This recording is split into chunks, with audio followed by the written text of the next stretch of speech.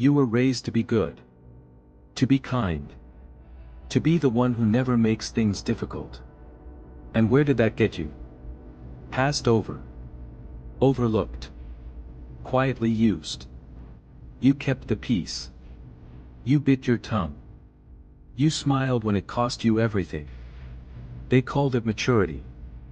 They called it strength. It was neither. It was a cage they built with your own virtue. Niceness was never a personality. It was a survival strategy. And it is costing you the life you were meant to live. Tonight, that changes. You already know something is wrong. You've known it for a long time. You did everything right. You were patient. You were reasonable. You were available. And they rewarded someone else. Again. Let me be direct, this is not your failure. This is a system. And you were never told how it actually works. From the time you were a child, you were taught that being agreeable makes you safe. It does. Safe from conflict. Safe from discomfort. And completely invisible to power. Nice men finish last not because the world is cruel, but because power reads niceness as permission. Every time you swallowed your boundary, you were not being the bigger man. You were training people how to treat you. That ends now. Not with anger. Not with revenge. With understanding. Carl Jung had a name for what they've been exploited. And once you see it, you cannot unsee it. Carl Gustav Jung. Swiss psychiatrist.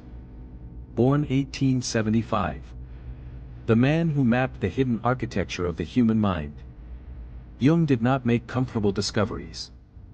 He made true ones. And the comfortable world never forgave him for it. He studied the shadow, the part of you that society told you to bury. Your aggression. Your desire. Your will. Jung said this, and I need you to hear it. The most terrifying thing is to accept oneself completely. Carl Jung. Accepting yourself completely, darkness and all, is the most terrifying act a man can perform. Because the moment you do, no one can use your shadow against you anymore. The first thing Jung understood, most niceness is not a character trait. It is a scar. You learned early that conflict was dangerous. That making others uncomfortable had consequences. So you adapted. You became the one who smooths things over. Always. Psychologically, this is called the fawn response. You didn't choose it. It was installed. But you're still running it in boardrooms, in relationships, in every room where your future is being decided. Starting today, notice the moment you are about to agree when you actually disagree. Pause. Do not fill the silence. Let it exist. The discomfort you feel in that pause is not danger, it is freedom. Drop this in the comments right now, my silence is not weakness. It is selection. My silence is not weakness. It is selection. The second truth Jung's work reveals, you do not get what you deserve. You get what you tolerate. Think about the last time someone treated you in a way that felt wrong. Did you address it? Or did you rationalize it? They're stressed. It's not worth the argument. I don't want to seem sensitive. Every rationalization is a new permission slip you hand to the person disrespecting you. And they bank it. Consciously or not, they note what they can get away with. And next time, they go slightly further. Starting today, when something is not acceptable, say so, once, clearly, without apology. Not, I'm sorry but. Just, that doesn't work for me. Then stop talking. Watch what happens. I don't argue. I decide. Write that down. Jung's shadow concept is the key to everything. The traits you suppress, your anger, your ambition, your refusal to yield, do not disappear. They go underground. And underground, they rot. Or they get weaponized by others. You know this feeling. The rage you swallowed in that meeting. The thing you should have said but didn't. That energy went somewhere. It became anxiety.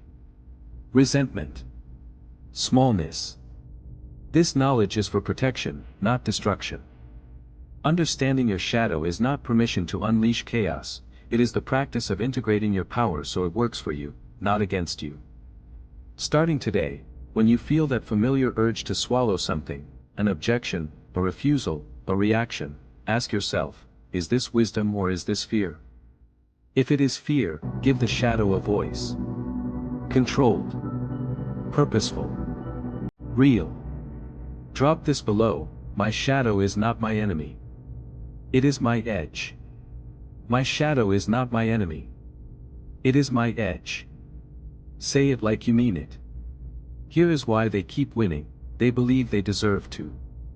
And everything about how they move communicates that belief, before they open their mouth. You've been in rooms where someone less qualified than you got the opportunity. You've watched it. Felt that hot confused anger. Why them? Because they asked. Because they moved like the answer was already yes. Jung understood that the psyche rewards those who act from their center. Boldness is not arrogance, it is congruence. It is the outside matching the inside for the first time. Starting today, walk into every room as if you were invited. Speak as if your perspective is worth the air it occupies. Do not announce yourself with apology. Announce yourself with presence. Not because the room owes you. Because you owe yourself the dignity of your own presence. Comment this, I am the destination. Not the pursuit. A man without boundaries is not open-minded. He is undefinable. And what cannot be defined cannot be respected. Think about the relationships in your life where you bent the most. Where you gave the most ground. Are those the relationships where you are most respected? Or the ones where you are most taken for granted? Jung wrote about individuation, the process of becoming a fully realized self. It requires edges. You cannot individuate without learning where you end and others begin. Starting today, identify one place in your life where you have no boundary. One relationship, one pattern, one recurring situation. Name it. Then decide what the rule is. Not a feeling, a rule. Rules hold when feelings don't. A boundary is not a punishment. It is a description. It says, this is who I am.